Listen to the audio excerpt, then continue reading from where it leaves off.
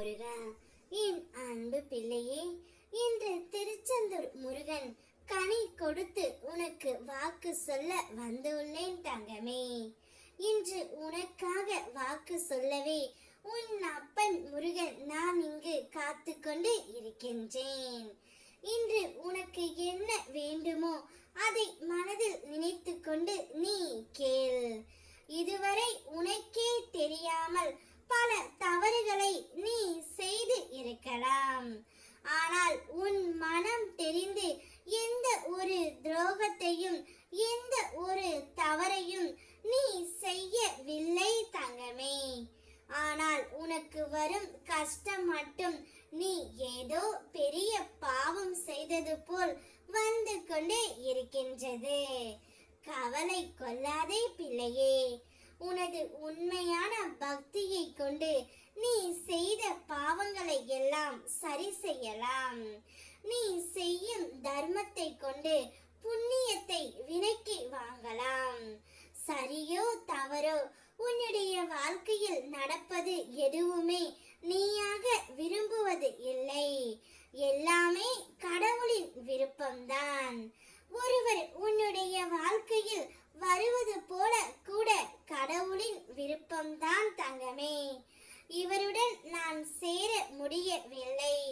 இவர் எதற்காக என்னுடைய வாழ்க்கையில் வர வேண்டும்? இவ்வளவு அன்பை தந்துவிட்டு எதற்காக என்னை விட்டு பிரிய வேண்டும் என்று நீ என்னிடம் கேட்கின்றாய் தங்கமே. அனைத்தும் காலத்தின் கட்டாயம்தான். இவர் மூலம் நீ துன்பத்தை அனுபவிக்க வேண்டும் என்று உன்னுடைய விதியில் எழுதி இருக்கின்றது. அதை யாராலும் மாற்ற முடியாது. எனவே வருவதை நினைத்து மகிழாதே, போவதை நினைத்து வருந்தாதே தங்கமே. அனைத்தையும் அமைதியாக கடந்து செல். உன் பயணத்தை அமைதி ஒன்று மட்டுமே உனக்கான நிம்மதியை தரும்.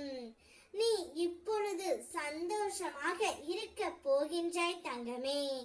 உனக்குள் இருக்கும் நான் உன்னை சந்தோஷமாக வழி நடத்தி செய்ய போகின்றேன். நீ எதையெல்லாம் இழந்தாயோ அதைவிட அதிகமாகவே நான் உனக்கு தர போகின்றேன் தங்கமே.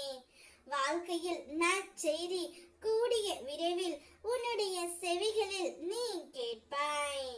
அந்த செய்தி மூலம் நீயும் உன்னுடைய குடும்பமும் மிகுந்த சந்தோஷமாகவும் மன நிறைவோடும் இருப்பீர்கள்.